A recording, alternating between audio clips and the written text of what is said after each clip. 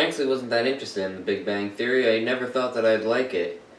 And then one day I was bored and I just picked up the first season and watched the first couple episodes and I was hooked. I marathoned through season 1, 2, and 3, and now I'm on season 4. Oh crap, I've got to upload a Combinaton video tomorrow and I haven't even filmed it yet. I gotta get doing that.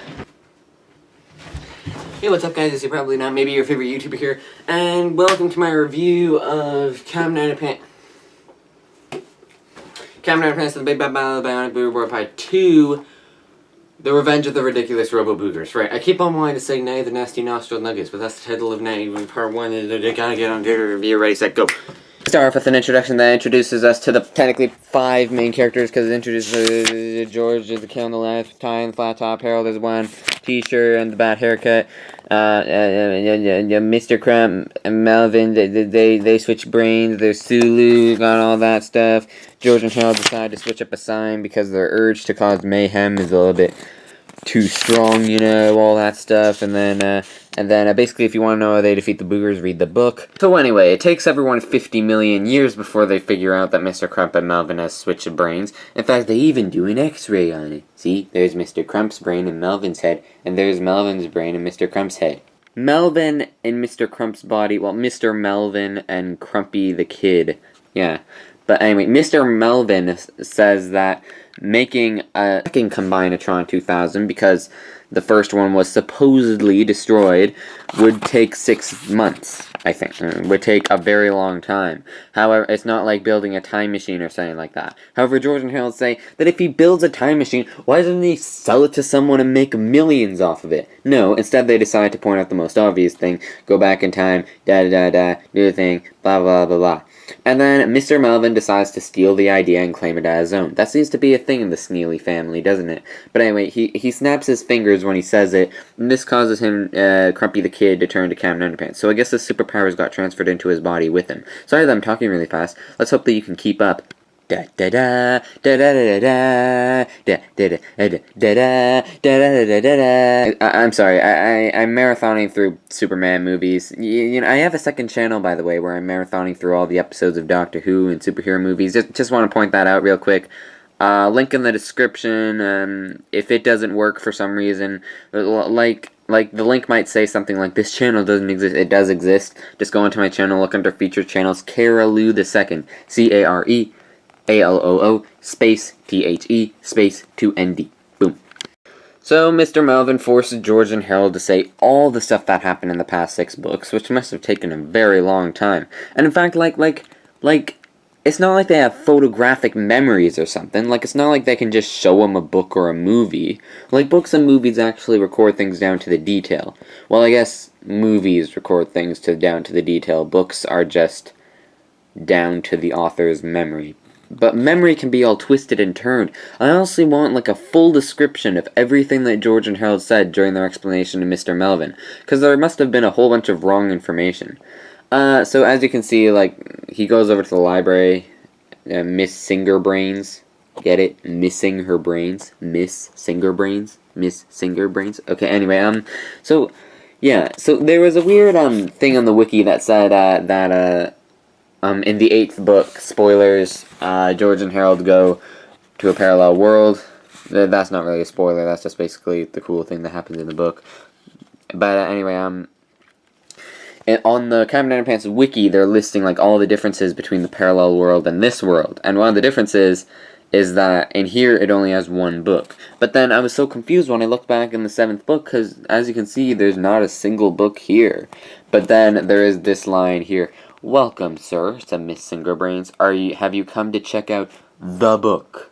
Implying that there is 1 book and only 1 book. So Miss Singerbrains gets fired by Mr. Melvin, who has no idea how to act like a principal.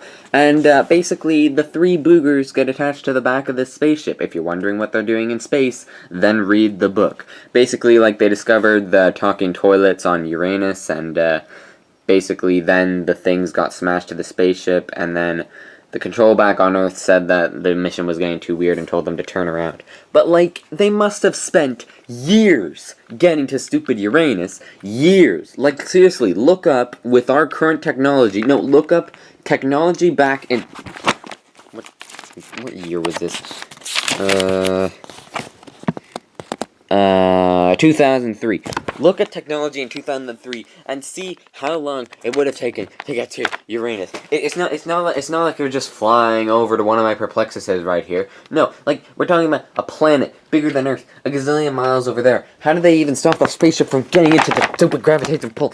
Calm down, calm down, calm down.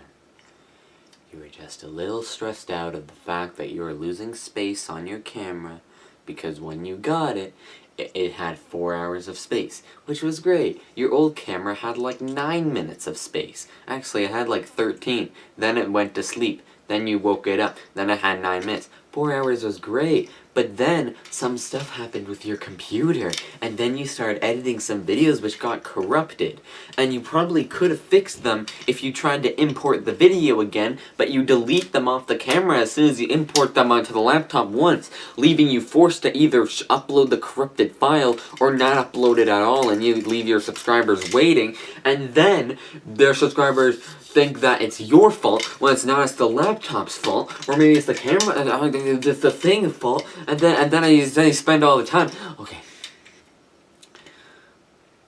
So then you kept as much clips as you could on your camera, and then you started using up a lot of space, and then one day when you were over at your friends, you had like 8 minutes of space, and you were worried, and now you deleted a lot of stuff, and now you have 2 hours and 16 minutes more of space. Space, yeah. Space. Outer space. Outer space is cool. There's Mercury, Venus, Earth, Mars, Jupiter, Saturn, Uranus, which is all wrong in the science of the— Ooh, look, a receipt. Let's look at the receipt then, shall we? Okay, let's see. You get 2,500 points for $5. You have to get 35,000 for $100. Does that math work out okay? 4,500 is not double of 2,500. There's no way that 35,000 is more than 20,000. So, like, basically they're just giving away free money. Yeah, you know, like, I don't get McDonald's, right? So, like, you're at McDonald's, right? And then you get your food. And then you're just like, why is the thing like that? And then you're just like, well, I put it in a combo so that costs less. But I don't think that people who work at McDonald's make that much money anyway. They're always telling us in school, like, oh, well, you better work well in school. Otherwise, you might end up working at Tim Hortons or McDonald's or something like that. So why are they trying to save us money if they get like a penny a month anyway? So then Mr. Melvin gives a long boring speech about his time machine, and a fake Combinatron 2000, and a forgetchamacallit 2000. One zap of this, and you forget everything in your short-term memory. That's totally not dangerous at all. That totally couldn't malfunction and wipe everyone's memory on Earth of everything, and then everything it just— So George and Harold get inside the TARDIS and go off into the time continuum.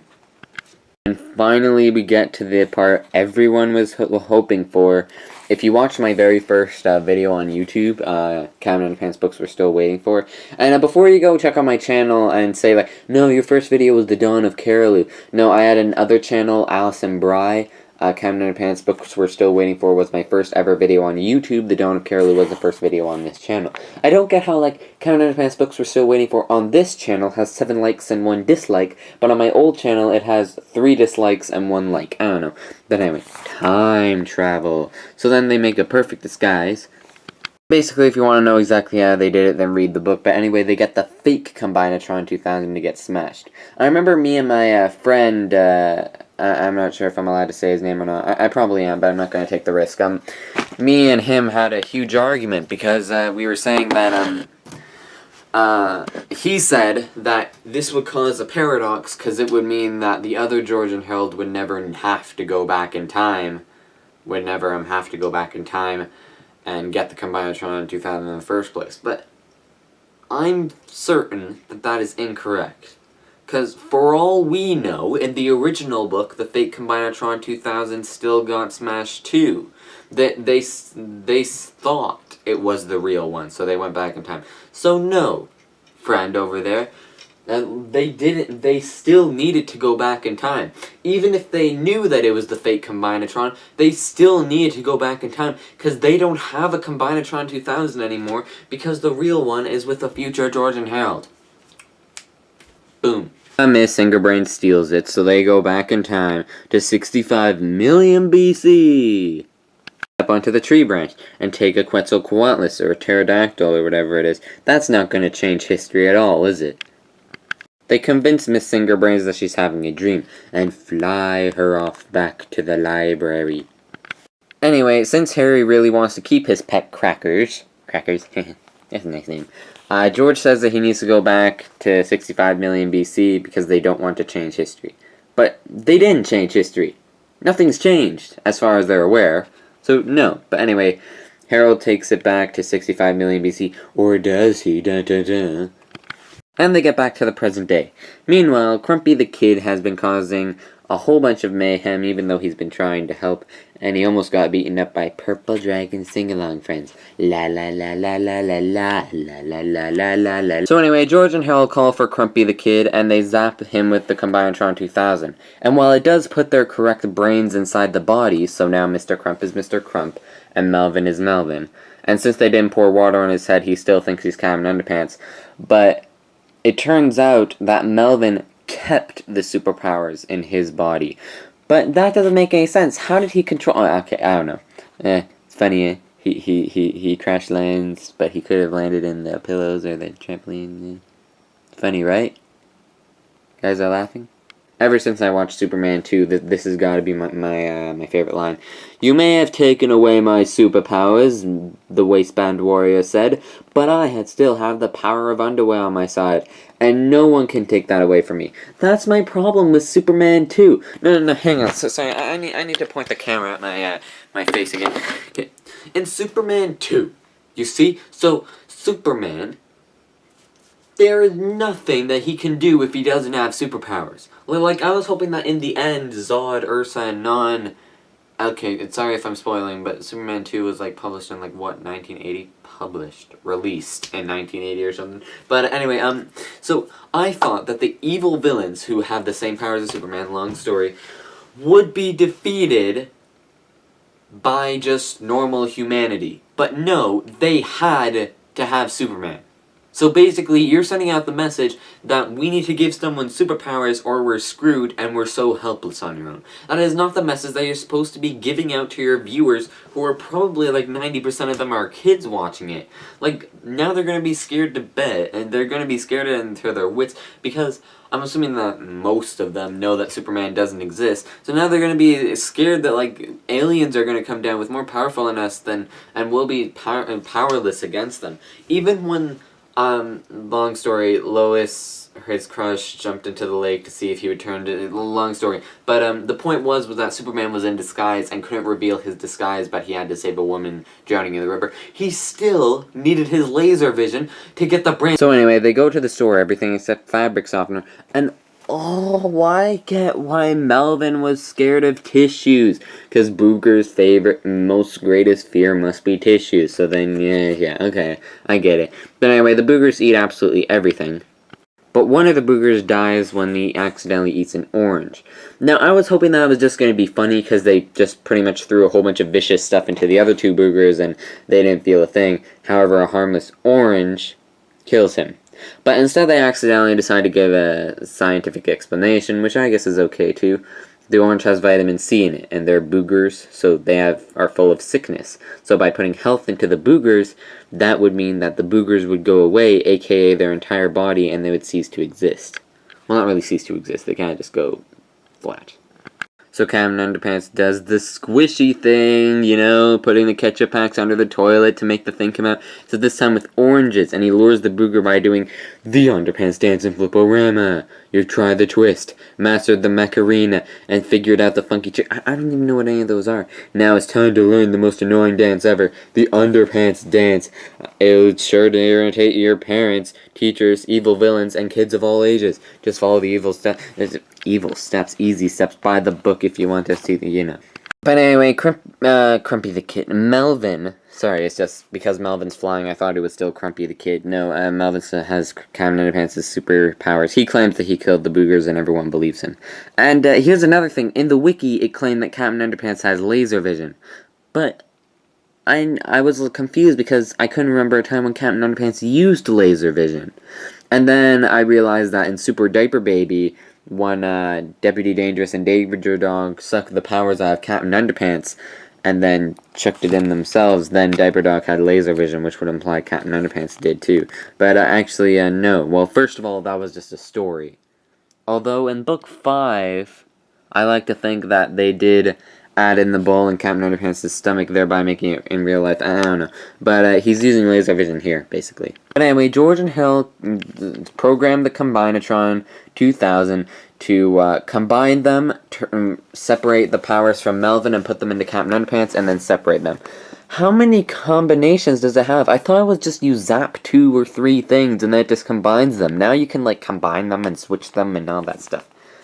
Harold reveals that he didn't go all the way back to 65 million BC and then back. He actually went back to the present day, put crackers in the treehouse, and then came back. So anyway, George says that he can stay for 1 night, but then they have to go back 5 million BC. But then George and Harold become suspicious, thinking that but didn't Melvin warn us not to use this machine 2 days in a row, asked Harold. Yeah, said George, back in chapter 12, starting with the first word and the third line of the second paragraph on page 77. Page 77, second paragraph. 1, 2, 3. Whatever you do, it's very important that you don't use this time machine 2 days in a row. It needs to cool off every other day, or else it might open up a dimensional reality rift that could destroy the entire planet. It doesn't sound that important. Did I scare you, kids? Yeah, probably not. Anyway, oh, we never find out who says, "Oh no, and here we go again" in this one. It just says one of the voices said it. Anyway, keep out for the next exciting adventure. Wow, it actually landed on it. Captain Underpants and the preposterous plight of the purple party people. I'll see you there. Thank you so much for watching. I really hope that you enjoyed this video. If you did, please give it a like so that I know that you enjoyed it. And if you didn't like it, give it a dislike so that I know that you didn't enjoy it. And leave a comment down below on your full thoughts on this video. If you're going to leave a dislike, then tell me why you didn't dislike it. Otherwise, I'm going to completely ignore it and pretend to like, subscribe so that I know when my next video comes out. Thank you all so much for watching, and I'll see you next time. Bye.